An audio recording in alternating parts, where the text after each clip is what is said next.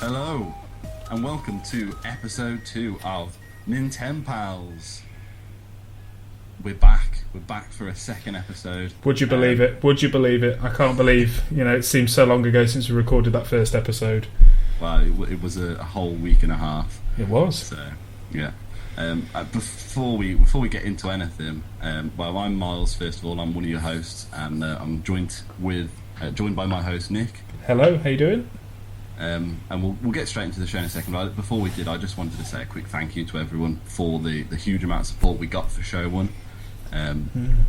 Considering it was our first show and we sort of came out of nowhere, we've had a lot of people listen to us. We've had a lot of people come back and say that they really enjoyed the show. So if you've listened to the show and you've contacted us or you've just listened, then just want to say thank you for that. And hopefully this week will be even better. Yep, definitely. Thanks so much. Well, we'll get straight into it, I think. Unless there's anything you want to add to this little intro. No, I think it's already awkward enough. Let's just move on. Yeah, well, we'll jump into our first section then, which is the news. My first little bit of news isn't actually necessarily Nintendo based, but I wanted to talk about it anyway because knowing the company that's behind it, I think it'll probably come to Nintendo, and that is this week. Guitar Hero has been announced by Activision as to making a comeback this year. They said it's going to be at E3.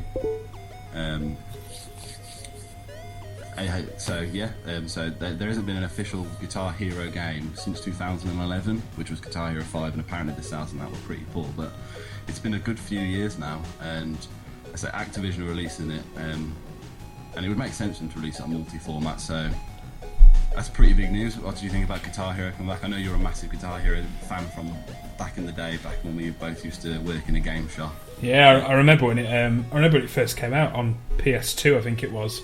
There was like loads and loads of hype around it. I watched like loads of videos and stuff at the time.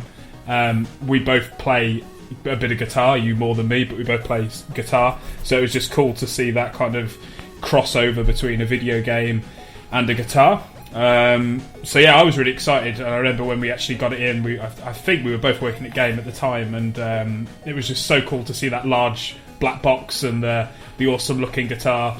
And I played a lot of that first one. A really, really cool game, and then kind of played 2, I think that was on the 360, and then a few kind of iterations in between, and then when Rock Band came out, kind of gave that a go as well. I think the biggest problem was, and I know we were speaking about it online the other day, I think the biggest issue is that there was just so much of it. Like every week there was a new song pack, if it was a Lego song pack or Volume 1, Volume 2, Volume 3, and each one kind of came with like 20 different songs, and 9 times out of 10 there'd probably only be 3 or 4 that you'd actually be interested in, and it was £30 a time.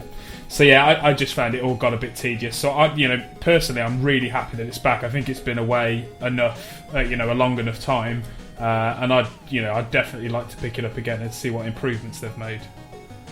Yeah, definitely agree. And they oversaturated their own market. I think it kind of went wrong when Rock Band came along, because you had just Guitar Hero, and then I think it was Neversoft, wasn't it? They sold the rights to Guitar Hero, and they moved on to Rock Band, and that's when it, as good as Rock Band was, and I love Rock Band for the drums and the bass and the singing and stuff, I preferred Rock Band, I think. But yeah, like you say, there was like a new Guitar Hero Rock Band thing coming out, like it seemed like every single week, and I think people just got bored of it. But what do you think in terms of chances of this coming to the Wii U or coming to a Nintendo platform based on the fact that it's an Activision game? Yeah, do you know what? As much as I'd love to see it on the Wii U, I just don't think they'd bother.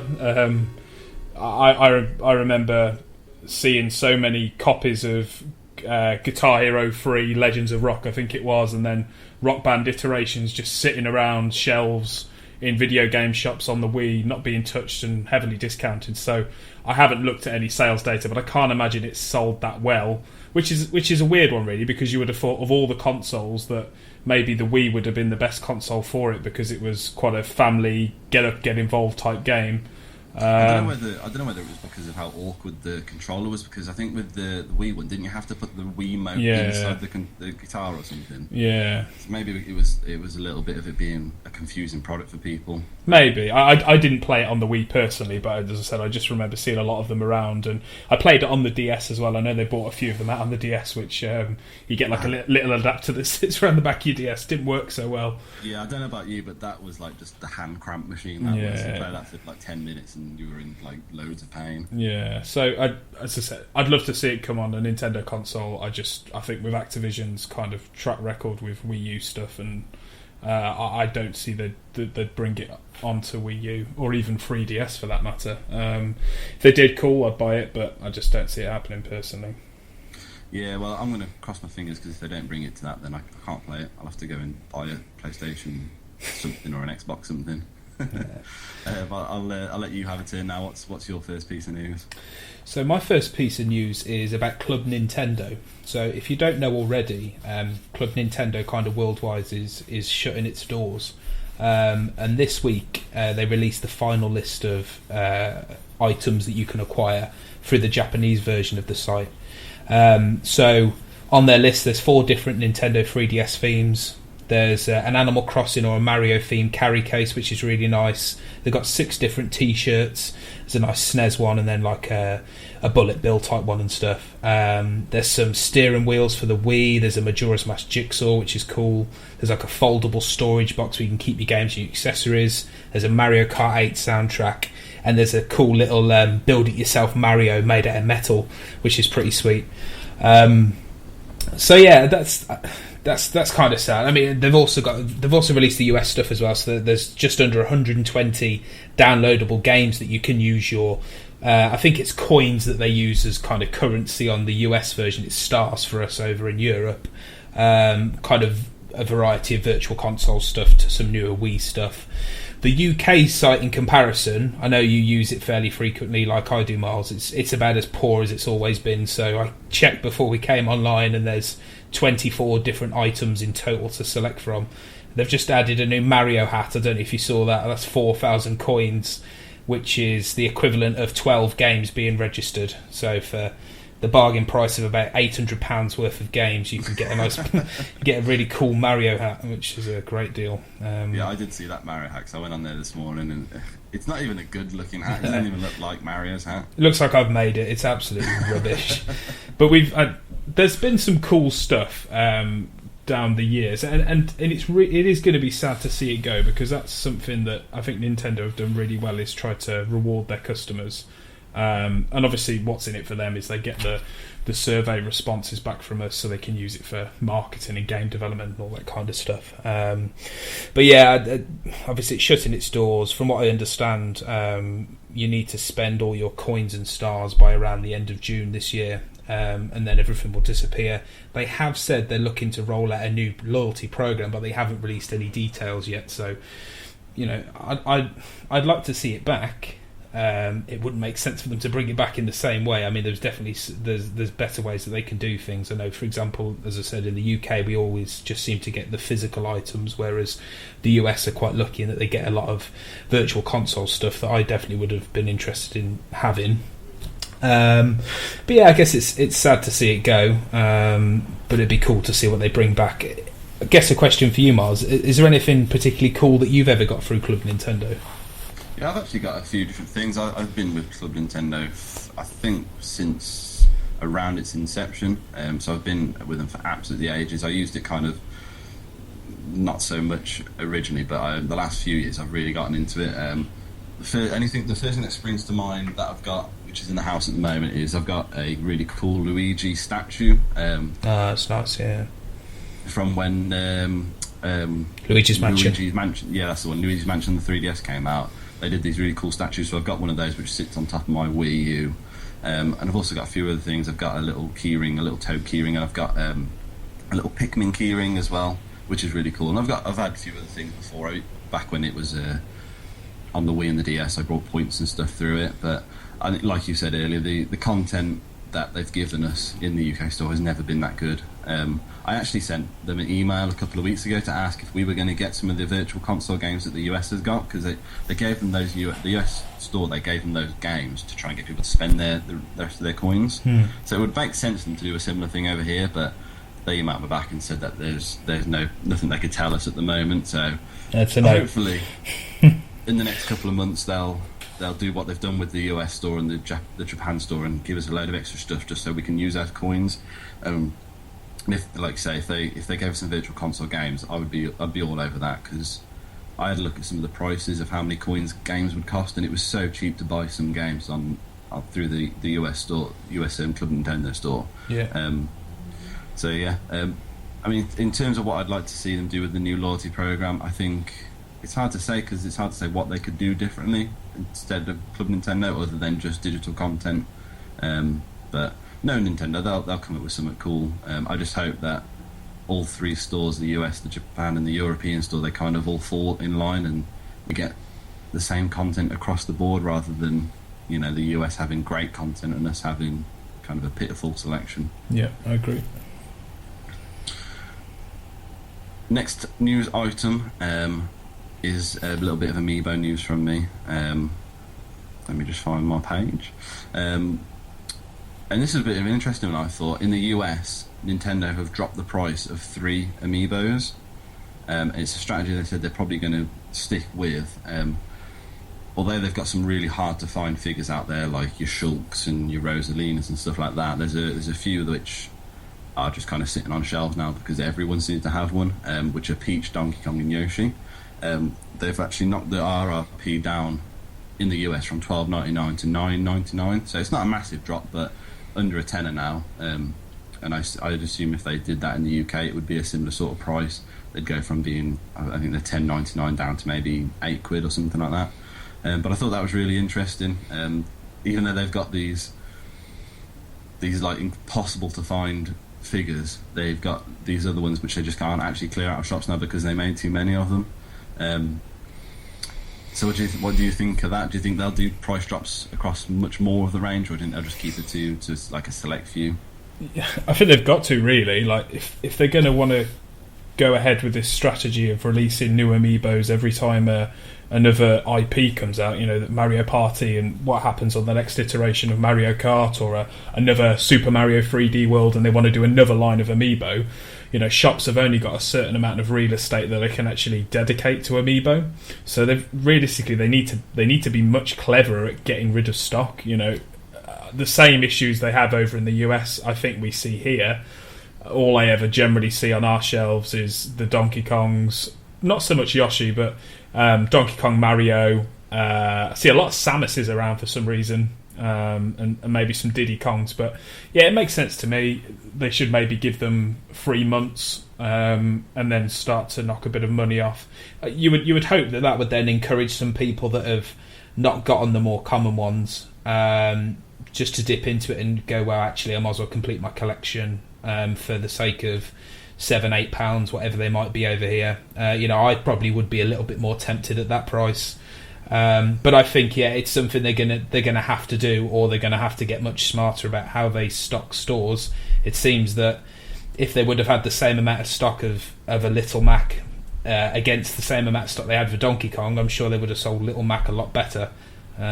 Which you would hope, of all the information they have of us through Club Nintendo surveys, they would have worked out what are the more popular characters by this point. Yeah, definitely. I think you're right as well. They did get the stock all wrong. I mean, if there's a shop near where I work called Smith's Toys who sell Amiibo, and I go in there a few times a week just to see if they've got any rare ones. I managed to get an Ike from there actually the other day, which was pretty cool.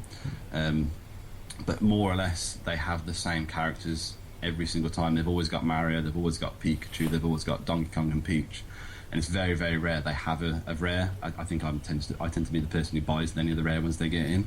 And I actually spoke to the guy in there the other day and sort of asked if they're going to get any of, specifically the new range that came out this week just gone, which I think was Shulk, Meta Knight, King Dedede, Mega Man and Sonic. And he said that that originally they got like 2 of each in, and that's about it. They probably won't get a lot more than that in now.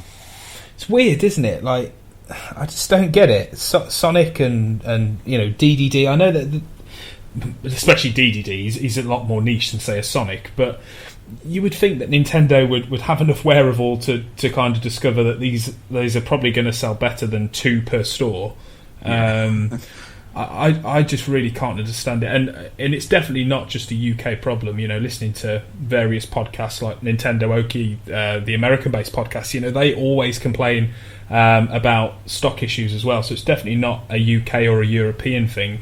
And actually, I know people sitting outside of the UK are actually trying to get stock from the UK because they see us as being better stock than other countries, which is mad. Because I feel like we have such a small supply anyway. So I just can't really understand what their strategy is around Amiibo stock. I'm sure they've got one, but it's unbeknown to me at the minute.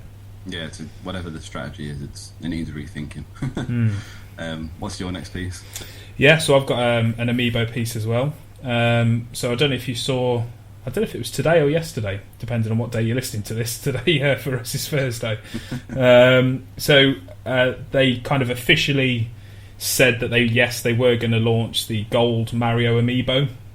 There's been some leaked images around for the last few days that look pretty legit, and it kind of seemed like it was going to happen, and now it's confirmed that it will happen. It looks pretty similar to the Mario Amiibo that's going to be coming out with Mario Party, but obviously in a metallic gold colour. In the US, is the only details we have at the minute is kind of stateside, in that it's going to be launching March the 20th, and it'll be available exclusively through Walmart, which has about 3,000 stores. Just before we came online, I had a look, and apparently pre-orders went live today and sold out in less than 5 minutes, which again is just absolutely ridiculous. The Amiibo itself doesn't unlock anything that the standard Mario already does, but obviously it looks a bit cooler. But yeah, we've had no word on a UK or European release as of yet. Have you seen it yet? Any thoughts on it? Yeah, I saw it earlier. I think actually you mentioned Nintendo Oki earlier. Actually, that I found out about it via them. I was checking Facebook and it came up on one of their posts. The one thing that struck me is funny is Nintendo again. They've cocked up because although pre-orders are completely sold out, I saw on Twitter earlier pre-orders are now being sold on eBay for like upwards of $100, $200 and stuff. Yeah.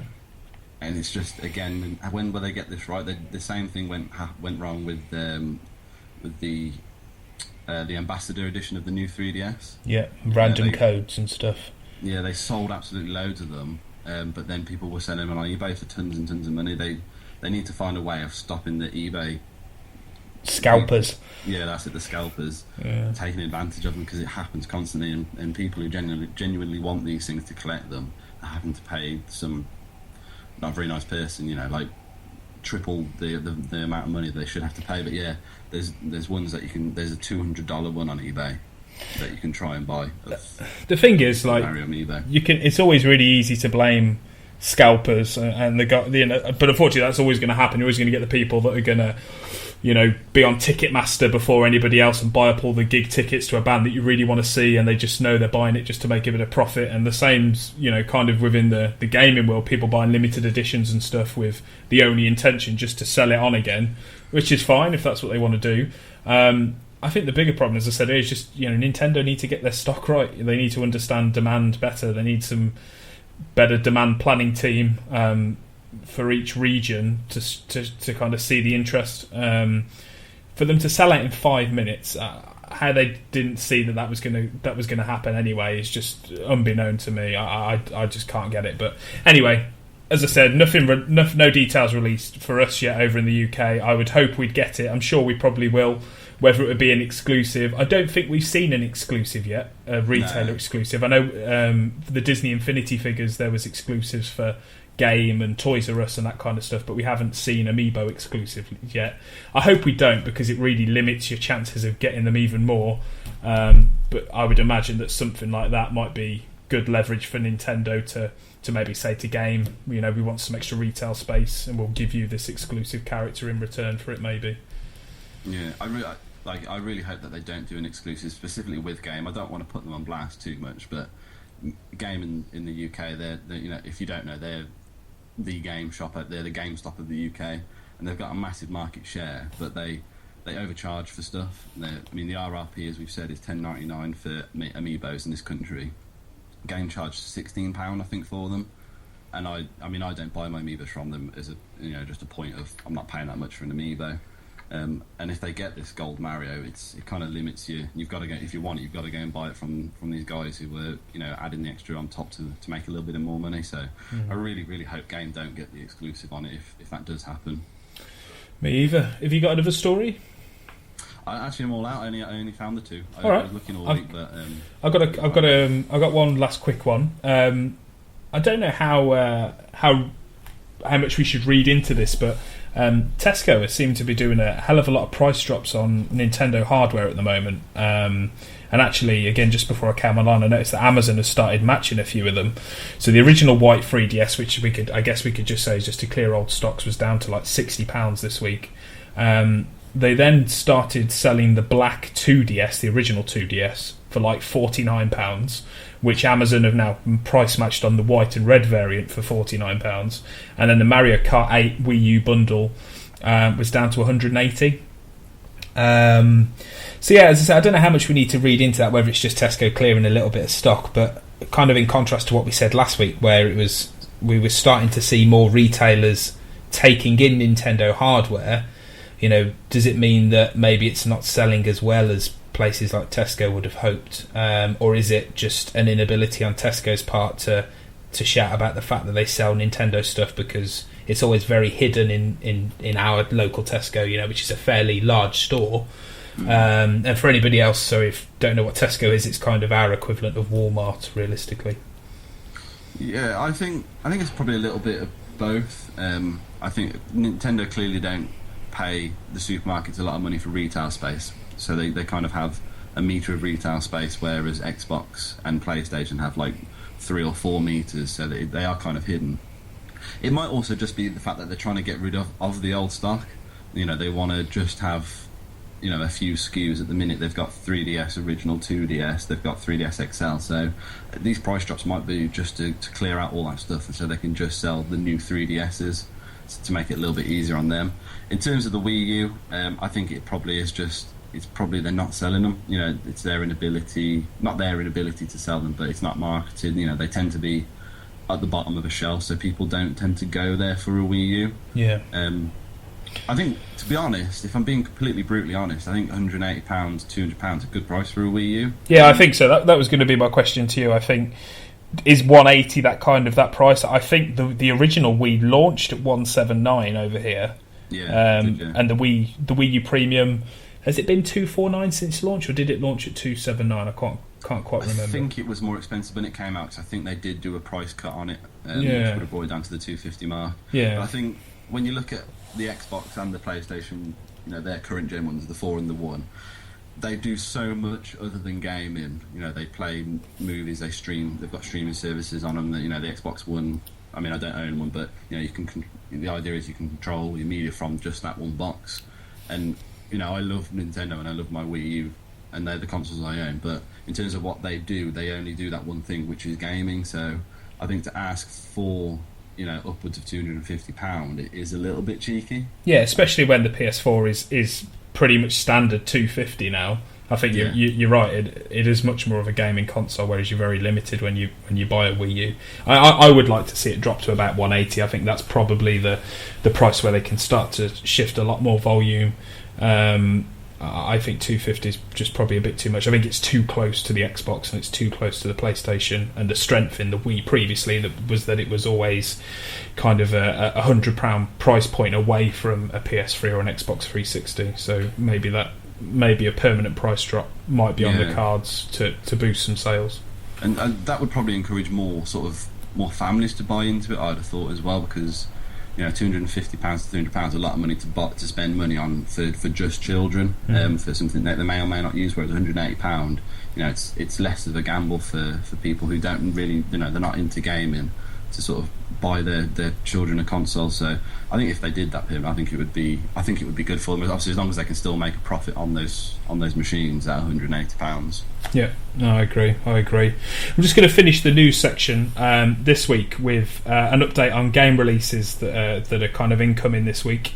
So there's a few little bits and bobs coming European-wise. So actually released today, we had 4 different titles. So on the Virtual Console for the Wii U, we had 2 SNES titles make its way over to the Virtual Console. So one called Pack Attack, which is kind of a Pac-Man title that mixes elements of Tetris and a game quite similar to something like Puyo Pop Fever.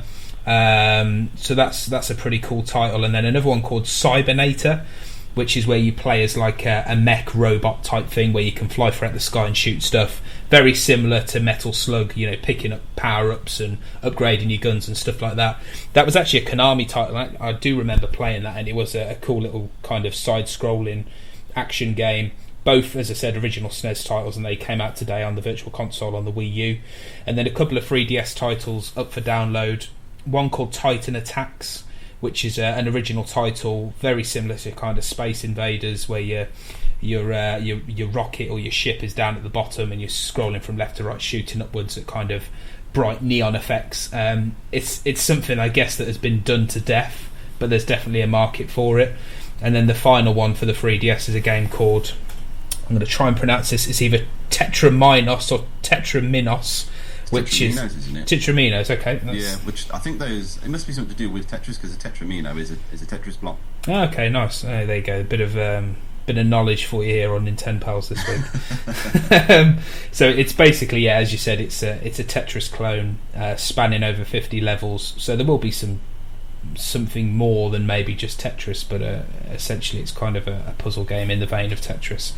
And then actually just the one physical release this week, coming out tomorrow as we're recording, so the 27th of February, is one I know, Miles, you're kind of hotly looking forward to, is Hello Kitty and Sanrio Friends 3D Racing. The best way, yeah, me too. Got that special edition.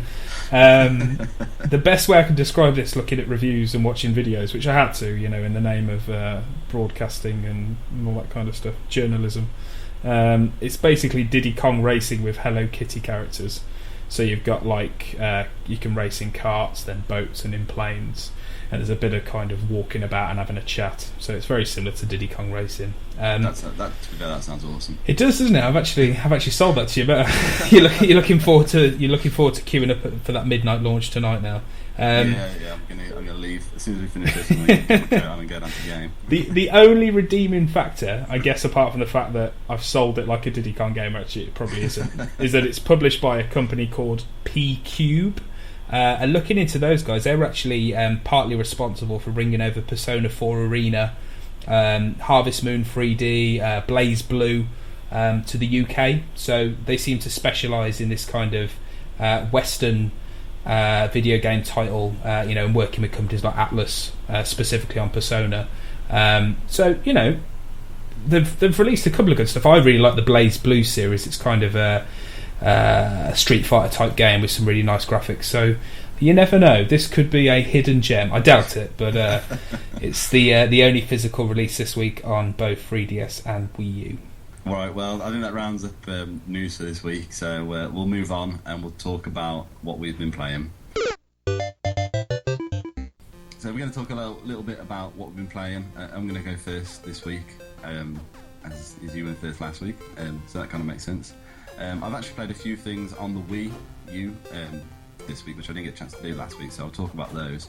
Before I get into that, though, I just wanted to talk a little bit about the system transfer on the new 3DS, which I forgot to talk about last week when we were talking about the new 3DS. I've heard horrible things about this, so I'm hoping it's going to be a good experience.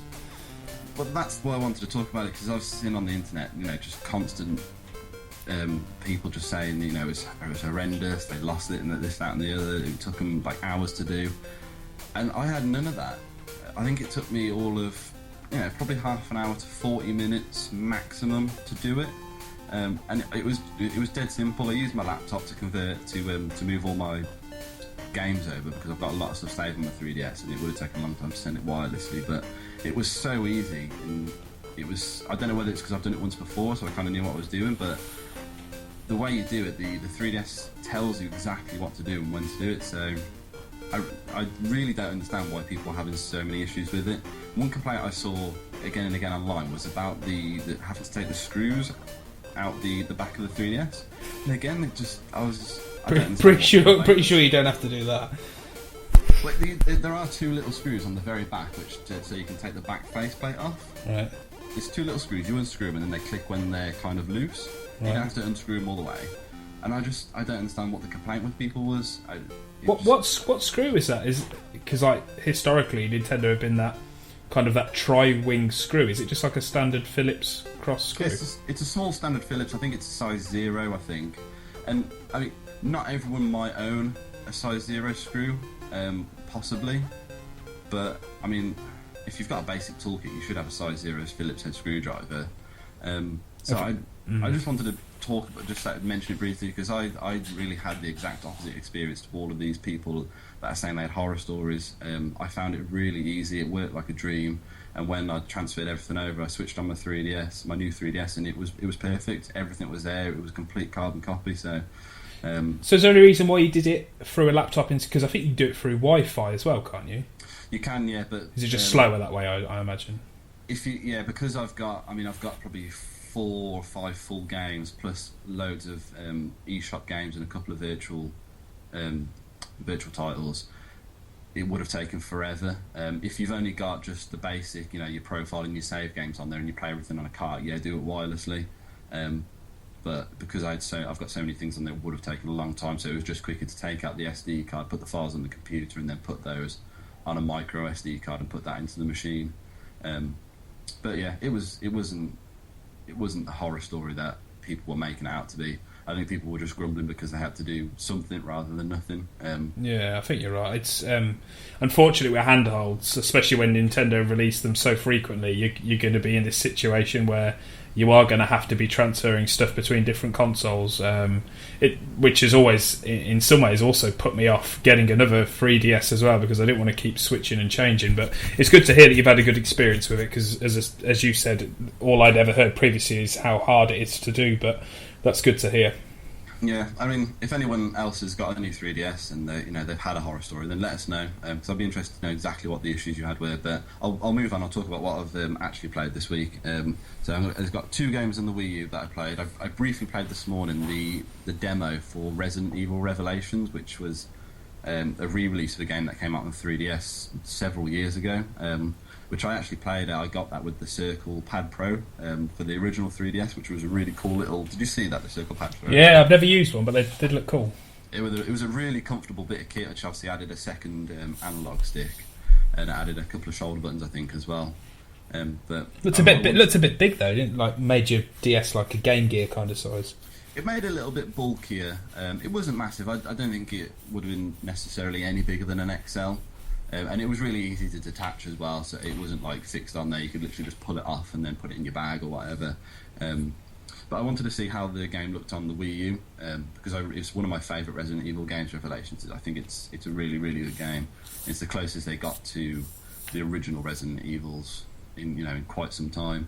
And it looks really, really good. I'm actually quite tempted to see if I can find it cheap somewhere second hand. Because it looks fantastic and it plays really nicely on the gamepad.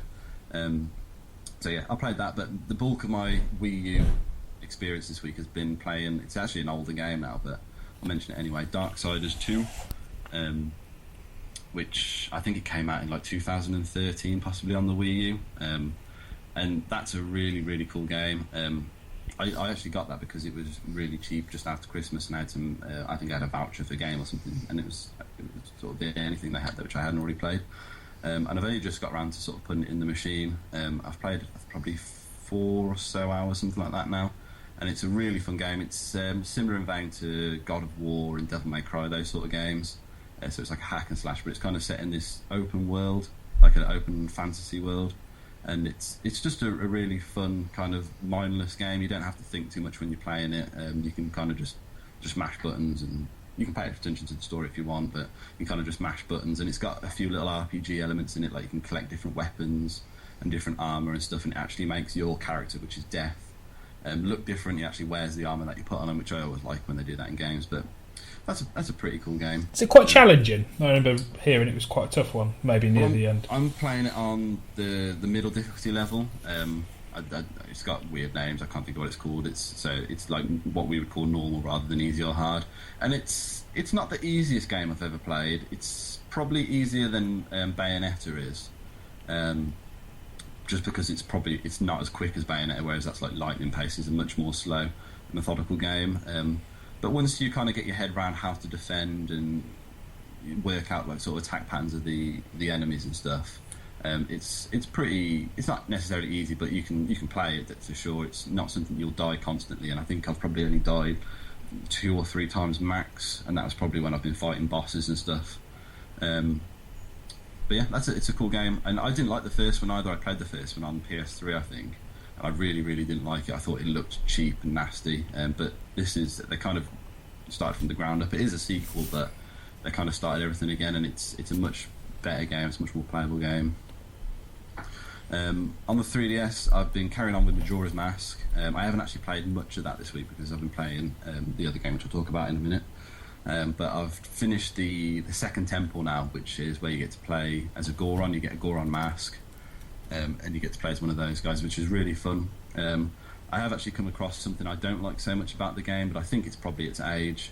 Some of the puzzles in the game are really sort of obtuse, and I've had points where I've had to just stop playing the game because I just can't figure out what to do, and it's always something really obvious, but I don't know, it's just one of those things you don't tend to get that much in more modern games. They tend to be a bit more direct with what they want you to do, whereas some of the stuff on Majora's Mask, it kind of doesn't give you any information unless you go and look at a guide or something like that, or there's a little hint room you can actually go to in the town where you start out in Majora's Mask, which I don't like to do too much because I don't want to ruin the game. But it kind of plonks you in a place and you get into a room and you've just got no idea what to do, and it gives you like 0 hints. But other than that, I'm still really enjoying it. The story again, I still really like the story. It's great to see how it's still going and stuff. I say I've just finished the second temple, so I'm physically on my way to the third one at the moment. But I say I haven't played masses because I've been playing a lot of Monster Hunter 4 Ultimate. I've actually played 13 hours of this game now. Wow. Which, when you consider I've got a full-time job and a son and a wife, is quite a lot of time to spend playing a game. I love how that was it in that order. You've got a job, you've got a son, and you've got a wife. Pretty much any free time I've had, I've really been trying to get into that game. And I've got to say, Monster Hunter 4 is fantastic. If you get a chance to buy it, I would highly recommend it. I saw it drop today actually on base.com to like £26.99. That's a bargain for that game. Yeah, and Majora's Mask as well dropped to that price. My concern with both of them, like I said to you last week, is that I just get too engrossed in them, especially Monster Hunter. It just looks dangerous. And now that you said you've already put 13 hours into it, that kind of cements me sticking to my guns and maybe not purchasing it. Yeah, it is highly addictive. It's really weird. The only way I can compare it is I get the same satisfaction out of playing Monster Hunter as I did when I used to play Animal Crossing New Leaf, which I think that's my most played 3DS game. I think I've put 70-80 hours into that game, and even that there is a story obviously on Monster Hunter and there is a narrative, but most of what you're doing is kind of just your own thing. It's collecting an armor set or finding out how a weapon works, or just going into the field and collecting supplies and stuff like that. So I mean, you can sink 3 or 4 hours into that game and kind of do nothing really in terms of making your way to the end game. But it's such a fantastic game. It is very difficult to get your head around some of the aspects of it. Like multiplayer, it took me ages to work out how to actually just jump into a multiplayer game. Which is pretty bad considering one of its big selling points is the multiplayer. But there's a place in the sort of the hub of the world called the Gathering Hall, which you go to the Gathering Hall, and then that's kind of where the multiplayer should be set, because if people come to your Gathering Hall and they can go out and quest together. But that's not how you actually access the online. To access online, there's a little button you have to press in the world map, and it's just completely daft. I mean, whoever's designing that game and putting the UI together, they need a good hard slap to sort of, because it's not user friendly at all. I mean, I've joined a couple of groups on Facebook, a couple of Monster Hunter groups, that are designed for like people like me who are new to the series, so you can kind of ask dumb questions and get good answers back from people. Because I had to ask a couple of things just to sort of say, okay, how do you actually do this thing here? Because the game kind of tells you nothing. So all the items, so I guess all the offline play is kind of building up to what you'd want to do online. So all the items that you find offline, do you then carry over into the multiplayer stuff? Yeah, it's one game. At the very start of the game, you make your character, and then you make your palico, which is a little cat who wanders around with you with a weapon and armour and just beats stuff up for you, which is, again, very strange. But yeah, anything you do, it's one game, so there isn't like a separate online and a separate offline. It's just all one thing. Any quest you do offline, goes to that character, and vice versa for online. I mean, you can actually play the online quests. You can actually play those offline if you want to, or if you can't get online, all the quests are there, and you can still do them offline if you want. So I mean, if you don't want to play with other people, it's still there and it's an option. I have played a few matches not matches. I've done a few quests online, and it was pretty fun. Obviously, I played with just randoms. I just joined a couple of rooms that said they were for beginners, etc., and just went out with a few people and just went hunting. And it is really good fun, especially when people stick together, because obviously there's not voice chat, so you can't really talk to people. There's some like gestures and buttons, and there's a keyboard and stuff, but as long as everyone's kind of got the understanding that you're all going to stick together and fight monsters together, it is a really, really good fun game to play online. And hopefully as well, with that kind of title, you won't get the kind of idiots you'd get playing a Call of Duty or something where people run off the cliff and die and all that kind of stuff. You'd hope that maybe there'd be some sensibility in the type of players that would play something like Monster Hunter. Yeah, I get that impression from... I mean, I've probably only played an hour or so online, but every time I've played online in that hour, it's that everyone I played with was good and they were understanding. And certainly in the communities I've looked at on Facebook, they do seem to be sort of genuine communities where the players come together and they really love the series. So yeah, I haven't seen any of those kind of people that go on like Call of Duty, like say, or FIFA and stuff, and they're just there to annoy people. Because I think, again, because it's still such a niche product, that doesn't really happen. But yeah, like I said, I played 13 hours, and I feel like I'm only just still at the start of the game. I've only just got to the second, sort of village, because there's different villages for different parts of the game. I've only just got to the second one, so I feel like even if I were just to concentrate on the single player, there's still a lot to do. But yeah, that's pretty much everything I've played. It sounds really good, which is a real concern to me, because I feel like I'm going to have to buy this at some point, which is a shame. You just have to pre-warn your wife that you're going to be. It's going to be like Football Manager's back on the PSP again for me or something. Yeah, lost a lot of hours to that game. So what have you been playing? Not a huge amount in comparison. I think this will be a regular theme as we go. I think you seem to be able to sink a lot more hours into gaming than what I do. You seem to be able to manage your time a lot better than me. I think it's probably having one baby versus 3 children. Maybe so. So I've played a few little bits and bobs. I spoke. I can't remember if I said this on the podcast last week, but I've been debating for a long, long time NES Remix on the Wii U. I've watched. I think I've actually seen the whole game being played through YouTube. That's what I tend to do. I don't play a lot of games, but I tend to watch a lot of people playing games, which is very strange, which gives me the same amount of enjoyment. But yeah, I finally took the plunge and bought that. I think it's about £8.99 currently on the Wii U store. That's a really good price. Yeah, it's good. You know what? I really, really like it. Being such a fan of the NES, all the games that I've unlocked so far are games that I've played previously, and it's cool just to see little snippets of those games and little challenges put within it. So I'm just looking at the list of titles so far, and I don't know whether maybe you unlock more or whether this includes games that were on other systems or something, but from what I've got so far, I've had Balloon Fight, Donkey Kong Jr., Excite Bike, Super Mario Bros,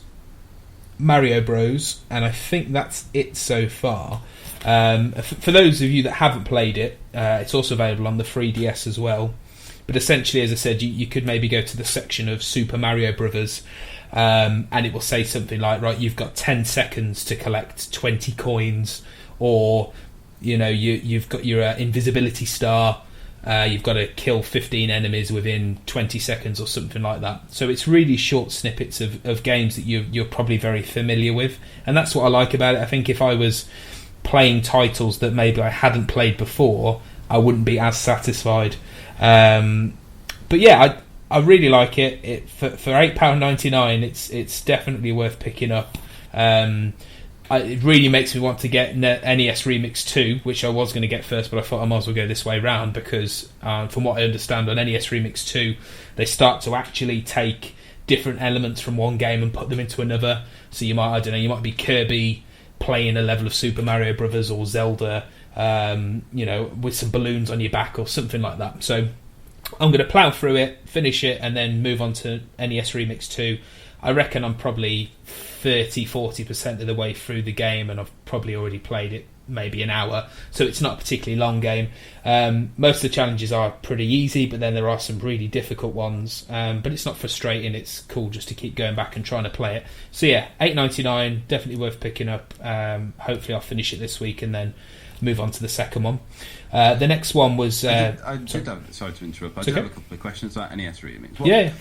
What does it actually? How does it actually work? Do you play like just a level from a game and then play another level? And what does it mean by remix? What actually? How is it remixed? Yeah, so the remix element isn't as apparent from what I understand on the first one as what it is on the second one. So you've got a panel of titles or a panel of kind of stages that you unlock, which are the remix levels where.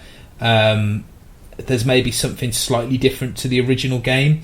From what I've seen so far, it doesn't cross over different characters into different levels. So if you wouldn't get Zelda in a Mario game, for example. But it basically does different things to maybe what the original game would have done. So maybe like play a Mario level backwards or something like that. So I think that's what they mean by remix. Okay. Whereas, yeah, the best way to maybe describe it is it's like WarioWare, but maybe a little bit more extended than that. But you've got the nice familiarity of the games that you've played in the past. I think for anybody that has grown up with a NES, or maybe even not, if you've kind of intrigued about some of these games, it's a really nice place to start. And it's a great marketing tool for Nintendo as well, because it really makes you want to go and pick up those games on the eShop as well. So it's win-win for everybody. But I think you'd really like it. I think for the money it is. Yeah. For the money it is, it's worth giving it a go. And it's on 3DS as well. That's quite tempting. That it's about 3D, especially if it's just like snippet levels and stuff like that. Might translate well to the console. Yeah, you're probably right. It's probably more of a handheld title that you can just your 20-minute bus ride or something. Get for a few levels. But I really like it. Good title. The next one I picked up was Kirby's Adventure. I think it's known as Kirby's Return to Dreamland for other regions. This is a game that I hadn't played before, and the reason why I hadn't played it was it was always really, really expensive. It was one of those titles that just really held its price. So I think even to this day, it's still like £40 for a second-hand copy. So I've just never picked it up. So I was really happy to see that it was getting released on the Wii U Virtual Console as a Wii title. I think it's $17.99. It's been the first Wii title to be released that hasn't been half price for its launch. So the stuff before, like Super Mario Galaxy 2, I think Donkey Kong was another one. They were like $8.99 for the first week and then went up. This one actually just came in at $17.99, which is a lot, I would say. I think if it wasn't a title that is as hard to find as what it is, kind of like the Metroid trilogy, which is still really expensive and hard to find, I wouldn't have paid £18 for it. The main reason being, and it's the same gripe I've got with Mario Galaxy 2, which I know is the same gripe that you've got, is that it doesn't really utilise the gamepad at all. So you are literally like you're playing it on a Wii. You have to use your Wii remote. But yeah, I mean, aside from that, it's up to 4-player local Kirby, which is great. So I can play with my two girls. You can choose from a few different characters. So there's obviously your Kirby. You get different coloured ones if you will select Kirby. There's King DDD. There's Meta Knight, and then I forget the name of the last character. It's kind of like DDD's henchman. I know this. It's Waddle Dee, I think his name is. Yes, maybe that's it. I'm pretty sure it's Waddle Dee. but they've all got different kind of abilities. So like Meta Knight can like spin through the air like he does on Smash, and DDD like kind of spins his hammer around and stuff. So I really like that element of it. The only thing I would say is that you feel like it doesn't compensate for the fact that you have more players. So I think you said that you'd played it with your wife Jenny before. So yeah. It's some multiplayer games do it really cleverly. So I think probably like Streets of Rage is the best example I can give, where if you get to a final boss, from what I remember, if you're playing it one player, you'd fight one of the final bosses. If you're playing it two player, you'd have two of the final bosses, which makes sense. You know, they should up the difficulty considering the fact that there's more of you to kill the enemies, and it doesn't do that on this, which is a bit annoying. So at the minute, I'm probably only played for an hour and a half or so with the girls, but it is really, really simple, like ridiculously simple, especially when like they're all smashing buttons, and I haven't really had much of a challenge yet. I'm hoping that changes as you get deeper into the game, but it does get harder. I remember it's a really, really long game, to be honest, and it gets to a point where I think something happens like narratively, and then it gets a lot harder after that, so it will become a lot more challenging for you. That's good. I would say it's not aged massively well. Like you can really see that it is a Wii game. You know, it's nice, cool, and quite cute. You know, it's very similar to what you'd expect from a Kirby game. Quite similar to like Triple Deluxe, I guess, on the big screen. Yeah. I think if you're a Kirby fan, it's definitely worth picking up, especially for the local multiplayer aspect of it. I think if you're not a Kirby fan, I think there are better Kirby titles to maybe try as opposed to this one, to kind of start you off. But yeah, you know, it's one that I'll carry on playing. It's the more local multiplayer games that I can find, the better for me, because that justifies my time on the Wii U better than me just sitting there on my own. So yeah, I like it. I'll keep playing through it.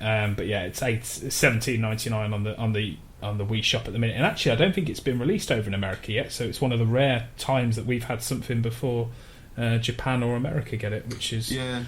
Yeah, I think they got a few different games. I don't know whether they gave us this first because we're not getting the new full release Kirby game for a couple of months, so maybe they're doing this to compensate us. Maybe. We haven't had like Punch Out yet as well, which I really, really, really want to get because I haven't played that on Wii and I love Punch Out, so I'm hoping we get that at some point. I know that's been released over in America recently.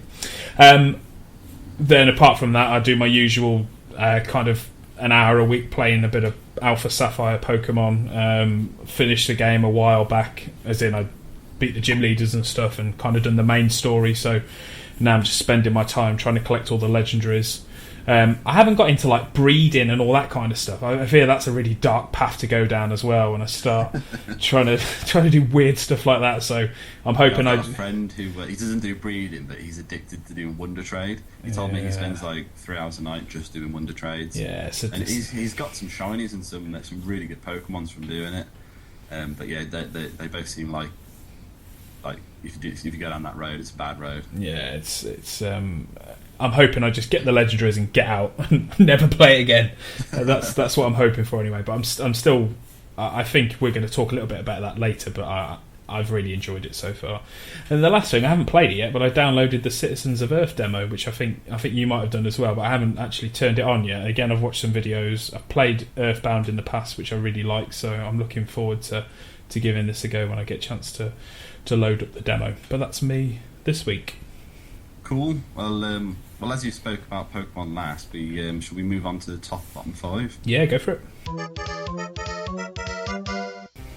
Cool. Well, it's time for the top and bottom 5 little section we try and do every week, where we talk about our top 5 and bottom 5 things of a particular Nintendo area, product, console, game, etc. This week it's my turn, and I'm going to do my top and bottom 5 of Pokemon ORAS. Well, the one I played was the blue one. Which one's that? Alpha Sapphire. That's the one, yeah. Yeah, it's the one I've got. Which I've finished the main story. I haven't played the extra episode that you get. And I did really, really like the game before I say anything bad about it. I think it was really, really good. And you know, between Christmas and Majora's Mask coming out, that's kind of the only thing I really played, other than I think Gunman Clive 2 is the only thing I played. But I sunk a lot of hours into Pokemon, so I did really like it. But there were a couple of things which would niggle me, which I'll get onto in a second. I'll start with my top 5. So my number 1... we'll go from number 5 actually. So my number 5 top thing on Pokemon ORAS was the graphics.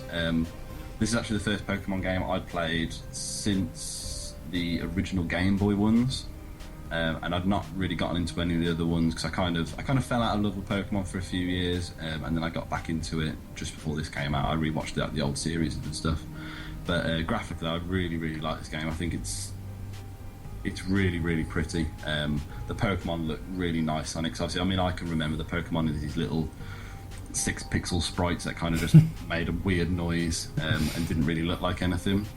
Whereas these, they just look like the things off the anime, and so it's really gratifying to play. Yeah, it's nice. I know you haven't played X or Y, which was just before this, which I think was the first kind of proper quote-unquote 3D Pokemon. And that was, I'm sure somebody's going to correct me there, I think that's right. Yeah, but playing that, that was really nice graphically. And actually, this hasn't moved on that far from there, but I think it does enough to satisfy. People are always asking back on the Game Boy Advance days and even on the DS days, for a proper kind of free roaming 3D Pokemon. I don't think we're ever going to get that, but we're fairly close with these games. And I agree with you, like the character sprites look really nice. The worlds look big. It doesn't feel, even though you are kind of quite, you've got to be quite strict as to where you can go on the map. It's fairly free roam, I would say. So I'd agree with that. I think the graphics are really nice on it. Yeah, especially once you get the Pokemon at the end that can fly. Spoiler warning. Latias. Once you can get the ability to sort of free roam fly, it's really nice to just travel around the world. Yeah. But my number 4 is the wealth of Pokemon.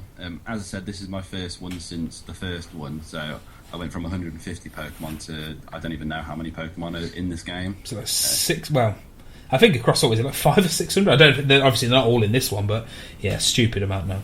Yeah, it's crazy. And obviously, there were a lot of Pokemon that I'd never seen before, but it was really cool to see a couple of the really old ones. Like obviously, you get the Pikachu early on in the game, and then you can. I think I got through a Wonder Trade. I think I got like a Charmander or a Charizard. I got one of them. I can't remember which one it was now. But then it's really cool to be able to some of the stuff they do with the Pokemon, like the codes that have been given away. Did you use any of those codes? They gave 3 away for like extra Pokemon. Yeah, I got a Darkrai code, and then did you get one when you first had the game? Is it Beldub or something you got?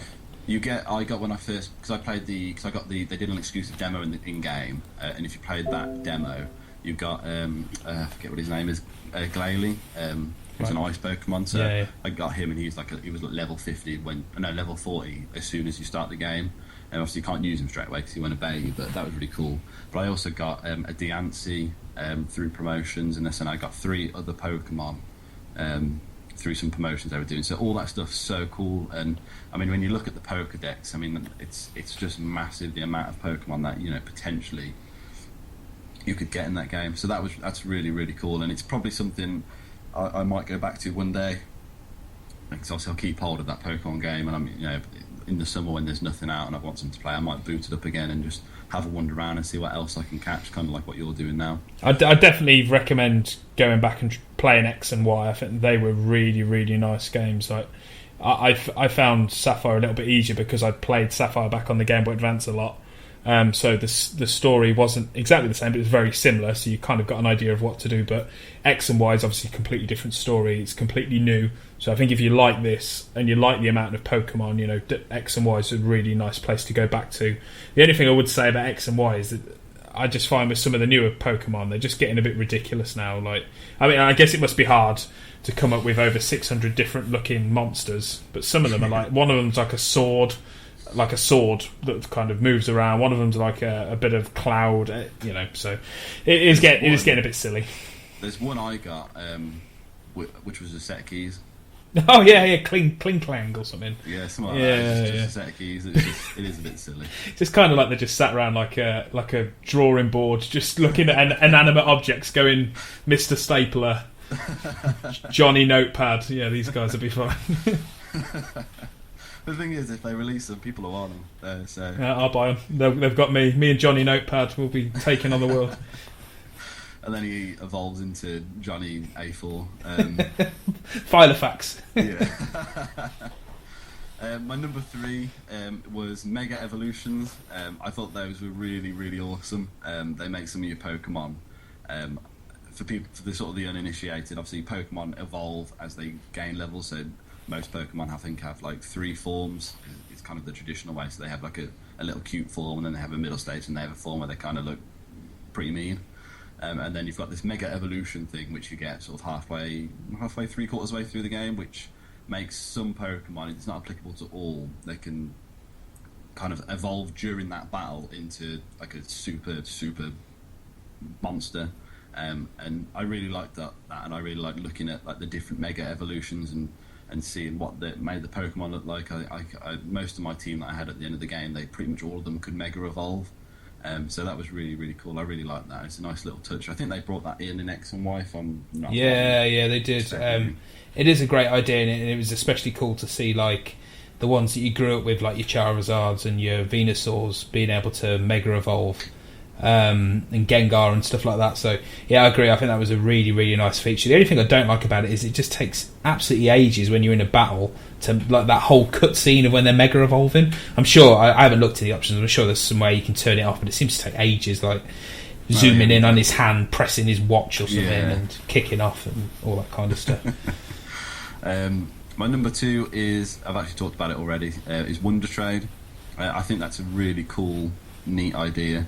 Again, for the people who don't know, Wonder Trade, basically, you can send one of your Pokemon out into sort of the world of the internet, and it'll go to someone at random, and then you'll get a different Pokemon back, again, just completely random. And I really like the idea of that, because you'd have thought that it would just get flooded with, you know, the first Pokemon that you find in the game, but it doesn't. I've used Wonder Trade quite a few times, and I've got some really nice Pokemon from it. I actually got that set of keys I talked about earlier, so I got him through it. Like I say, I got a Charizard through it, and I got one of the starters, but in their final evolve form. I got I forget what his name is, but the grass starter. Yeah, name evades me. So I started with Mudkip, and then I got this guy for Wonder Trade. But I think it's just such a cool little feature. And I know someone who's like seriously addicted to it. They spend like hours every night just doing that. And then my number 1 is, it's a bit of a cheat one, but it's just the Pokemon world. It's just fun to be a part of, and just fun to play that game, and just fun to get into the mythology, and especially when you've got other people you can talk to about the game. It's just fun to talk about all the different things. And I mean, I actually downloaded a Pokedex to my phone, because obviously I had no idea what any of the Pokemon were, because there's, like you said, there's like 600 Pokemon. So I actually downloaded a Pokedex, and when I came up against new ones, I was checking it on my phone and seeing what they did and who they were.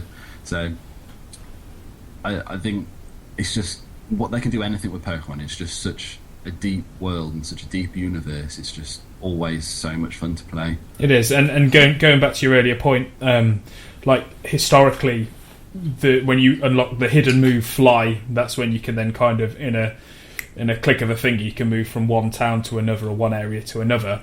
But on this one, as you said earlier, spoiler alert, but I'm sure we'll be fine, when you get that like a magic flute from Steven, and then you've got the ability to call, I presume it depends on what version of the game you've got, it's either Latios or Latios, and you can then kind of fly above the whole world, and you can see that down below, and you can like spin around and fight some random like Wingles and stuff like that. That's something that's kind of been completely new, and that's a really nice welcome addition, because that gives you more freedom and makes it less linear.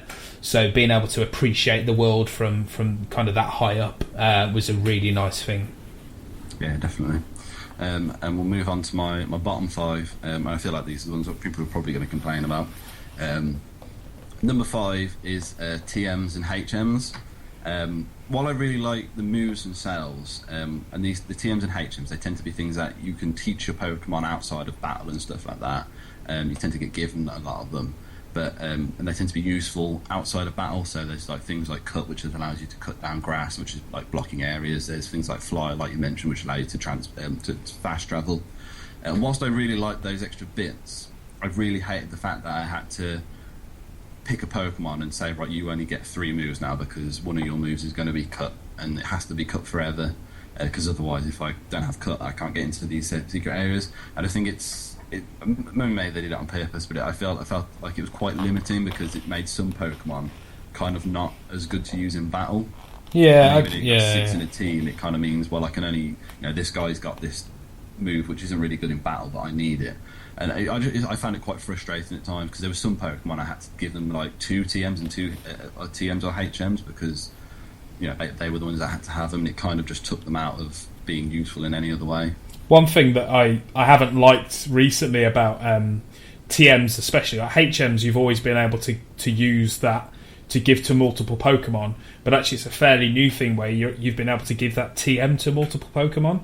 I would much prefer if it would be like a one-use item, so you're much more selective about which Pokemon you give that move to. I think it makes it a little bit too easy, especially some of the more powerful moves. You can then just make sure that a good amount of Pokemon in your team are pretty capable of knocking out the opponent much easier. So I would like to see them go back to just single-use TMs. I think with HMs, it's good you've got that flexibility, and I do agree it does limit you a little bit. Because you're thinking, right, my worst Pokemon, I'm going to give him Cut or Flash or something like that because it's just completely useless in a battle. But then on the flip side, like a move like Surf is really useful for obviously getting around before you get Fly and before you get the Flute. But also it's quite a powerful move as well. So, like I gave my Gyarados a Surf because it's actually as powerful as some of the other Water Pulse and other moves that it can use, so it works both ways. But I would definitely like to see them go back to single-use TMs personally.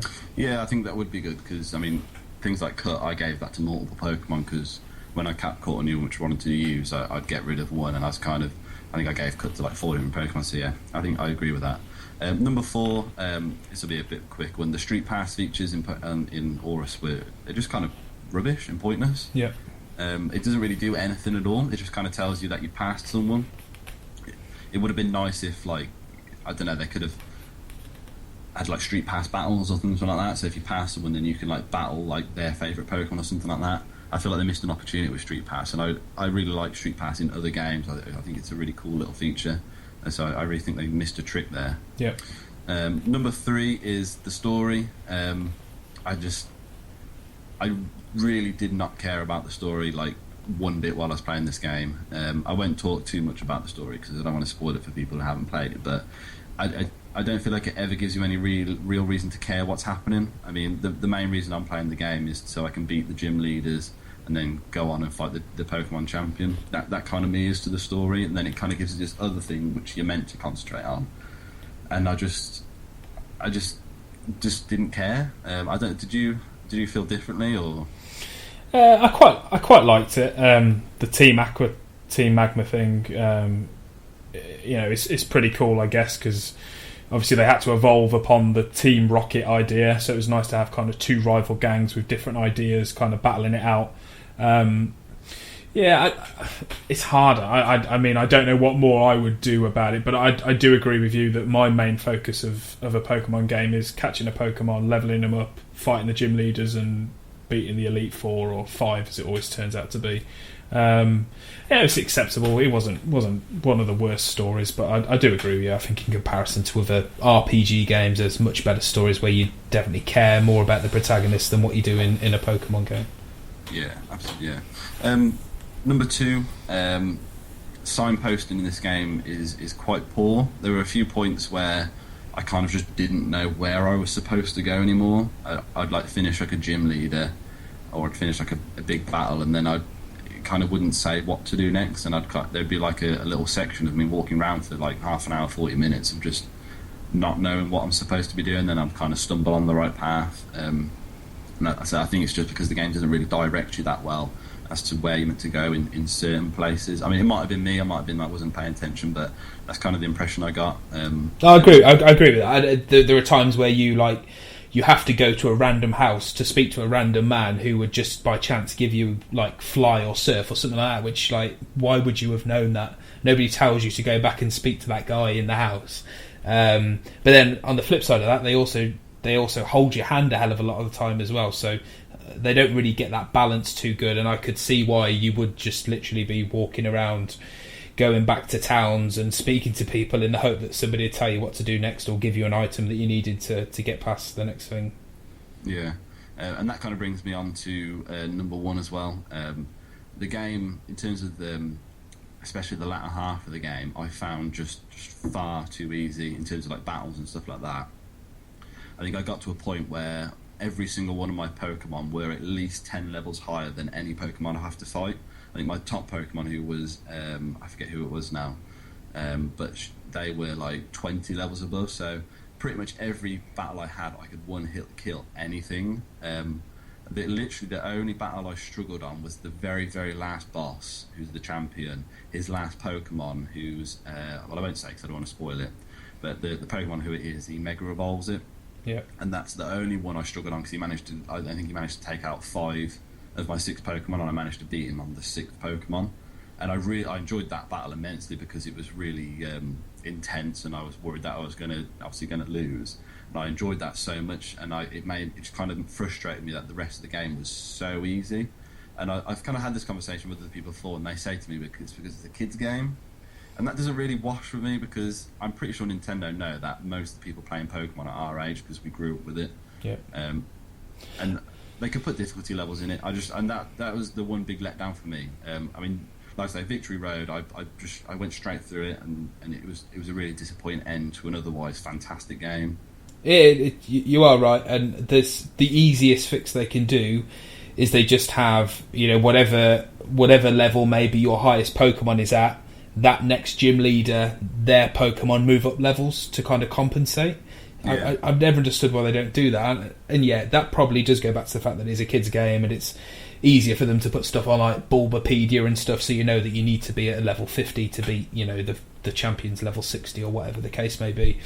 But yeah, I think that I would agree with you on that point. Nintendo must know that a big portion of that base playing Pokemon now are people that have grown up on Pokemon, are probably now more advanced gamers. So would it kill them to put a mode in where it compensates for your amount of leveling up that you've done? I think that's a really good idea.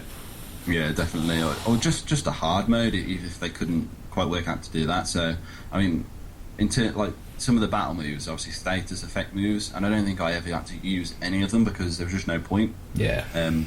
So that would, like you say, if they could do that for future games, just find a way of making it more challenge for people who are more advanced, like ourselves, and we've grown up with Pokemon.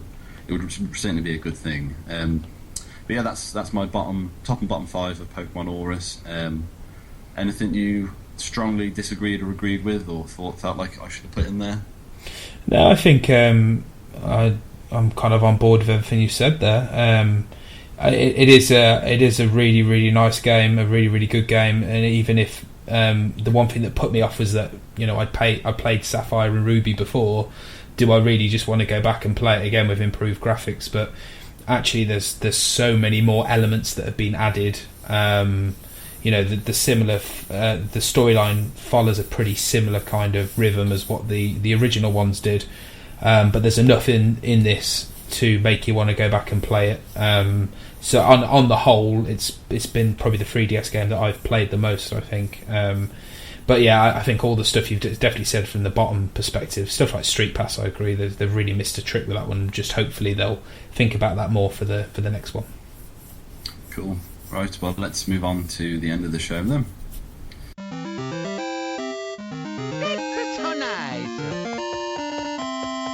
Cool. So we've had 3 questions this week. So again, massive thanks to everybody that has got in contact. That's probably because we've been hounding people for questions, but much appreciated. We'll start with the first one. I should probably read these before I read them out live, so to speak, but we'll go for it. So the first one's from Aaron, who wrote in last week asking about what's in it for kind of the hardcore gamer. Aaron asked a couple of things. So the first one is, should Nintendo start publishing their games on other systems, for example PlayStation and iOS, or Google Play or whatever? My answer to that would probably be maybe not on PlayStation and Xbox, but I've always felt that there's a big gap in the market that Nintendo could fill by doing a title like NES Remix and putting it onto iOS or putting it onto Google Play, because I think they'd open up such a huge amount of revenue stream there, and it's not going to damage their brand. It's not going to stop people buying 2DSs or 3DSs, I don't think. It's just going to bring more people in. I think more than anything, people that have grown up with those games and want to play them again, but don't want to spend £100 on a 2DS, might want to spend £5, getting a legit version of Super Mario Brothers on their phone. So I definitely say, from like a mobile perspective, absolutely. I don't think I'd want to see it on a PlayStation or Xbox though. Yeah, I agree 100%. I think it would be really cool if they did do like a little like a NES remix or that kind of thing on iOS, just to show people what Nintendo's about. But to put their stuff on Xbox or PlayStation or PC would take away what's special about Nintendo, and that's the exclusives. If they started publishing those to other consoles, there'd be literally no reason to own a Nintendo console. So I just think it would be probably the worst thing they could do. Yeah, agreed. Second question from him. Will we see another Nintendo console, I guess it means home console, after the lack of success with the Wii U? I would debate that, but there we go. Should they just continue making handhelds? What do you think about that? They'll definitely make another console. I mean, you can say what you like about the Wii U. It probably hasn't sold as well as they wanted to do, but it is still a successful console, and it's still growing. And it's still, it's only been out a couple of years, and more, they're getting a bigger install base all the time, especially after the games they've released over Christmas. And it's been well documented that Nintendo can take a hit. I mean, if the Wii U was a complete flop, financially they're in such a good position that they can take it, and they'll definitely release another home console. It's just going to happen. They're probably already working on it. We'll probably see it in another couple of 3 years time. It's something that's going to happen. Yeah, I think so. I think they still dominate the handheld market. There's nobody that can touch them. And my concern was when the tablet boom started, would that force Nintendo's hand into maybe making a tablet or a mobile device. But 3DS sales have been really strong, as we talked about last week, and the Wii U has sold 8 million units to date, I think, worldwide, probably more by now. So I don't think it's not been a success. I would agree that it's probably not where Nintendo would have hoped it would have been. But yeah, they will carry on. I mean, the GameCube wasn't a huge success in comparison to the N64, and they came back with the Wii, which was obviously a huge success, and the Wii U wasn't successful. So you would hope that the next iteration is as successful as maybe what the Wii was previously. But I think they'll come back. And then his final question is: do you have, or what's your best Nintendo memory? Best Nintendo memory. It's actually quite an easy one for me now I think about it. It was buying my N64. It was the first console I ever sort of bought with my own money, and I think I saved for ages and ages and ages. And I went to, of all places, WH Smith's, which for those who don't know what that is, it's kind of a big newspaper shop, and they sell magazines and stuff. But many years ago, they used to sell gaming as well. And I remember I went there and I bought that, and I got it with GoldenEye, and I think just the feeling of pride that I got from being able to buy my own console and then take it home and play it, and I knew that I owned it, it was pretty immense. So that would be mine. I think mine would be my best and worst memory in one. I spoke about it last week, about the time when I caught all the Pokemon with a good friend of mine on Pokemon Red, being the worst Nintendo memory of all time. But I think the moment before that, when I had this hope that I was going to get something cool, and we've been to the Safari Zone, and I'm sure the last Pokemon we had to catch was a Cypher. We caught it, and we were like, right, we've got everything now. We traded them all across to, I think it was to my Game Boy. We will walk into that, I think it was like a department store. We walked up to the guy. That was the best moment of my life. Then I hit A and talked to him and got a certificate, and then that was the worst moment of my life. So yeah, that's mine. So appreciate the questions, Aaron. I think you've got one, Miles. Yeah, just the one. It was actually posted to us on Twitter when I asked for some questions. It was sent to us by a guy named Gary, who's one of the hosts of a podcast called Gamesman, which you should check out. They tend to do a weekly podcast. I think it comes out like a Tuesday or a Wednesday. And you can find those guys on iTunes or on Twitter at GamesmenRPG. It's a fun podcast. They talk about the sort of wider gaming than us, because they talk about PC, PlayStation, Xbox, that type of thing as well. But he wasn't really a question so much of a statement, and I think it was directed more at you than me, but we'll both answer it. And you just say one nice thing about Mario Sunshine. I'll tell you what. Actually, I have got something. I could be wrong in this, but I think it was the first GameCube game, especially in the PAL region anyway, to come in a box that wasn't black. And I'm clutching at straws here. I'm yeah. Plastic wasn't black. I'm pretty sure the box was like a navy royal blue, and it was cool. And that's the best I'm going to give you, Gary. Unfortunately, mate. I think I'm going to say, and this is just going back on memory, I might be completely wrong, but I remember it looking like quite a nice game. I think it was quite pretty, especially where it was set on that sort of resort island. So, yeah, that's my answer. I really do hope that they do a re-release of this game one day and I can play it properly. So there you go. That's all the questions we've got.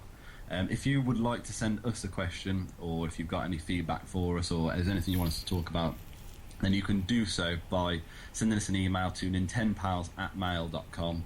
You can also visit our website, which is nintendpals.wordpress.com. We're on Twitter @Nintendpals, or if you go to Facebook and search for us, you can you just put in Nintendpals and we'll come up, and you can like our page. We're also on YouTube now, which I see. Is it just youtube.com/Nintendpals? It's a really good question. I think if you just search Nintendpals into YouTube, we should pop up. What I'm going to try and do is put each week's episode on there. I tend to listen to a lot of podcasts through YouTube, weirdly, so we'll continue to do that. And Mark said at the start, we've had some good kind of listener numbers, and some of that's been through YouTube. So thanks for everyone that's tuned in via that way. So just for now, anyway, we'll be publishing our podcast as well through YouTube, but we've been doing some testing, and we really hope over the next kind of 2, 3, 4 weeks we'll start to do some video stuff, some let's plays, and maybe show how bad I am at games. It might be quite funny. Yeah, I'm really looking forward to doing some videos, and that'd be really cool if we can make it work. Yeah. You can also find the podcast on SoundCloud, and coming soon it should be on Stitcher. I submitted a request for that today, so but if you just go to our website, all the links to the many different places you can listen to us are all on there, so just go to nintendpals.wordpress.com, and I think that's about it. Again, we're not under 45 minutes like we keep on saying that we're going to be. I think we're closer to an hour and a half. That's fine. It's just me and you here, mate. You know, we're having a chat to ourselves at the end. I think everyone switched off a few minutes ago. But if you are still here, I said it last week, and I'll probably say it every week. Appreciate you hanging around. Maybe what we'll do is like ask a question at the start of the podcast and give the answer at the end. Maybe that's what we should do to kind of force people to listen. But kind of like Mark said at the start, we really appreciate everybody listening. We were kind of blown away really by the amount of people that have listened in, and some of the numbers we've done through iTunes and all that kind of stuff. So we appreciate you listening. Yeah, absolutely. Well, that's about it. We still haven't got a sign off, so I'll let you come up with a cheesy line to say, and then we'll go. Goodbye.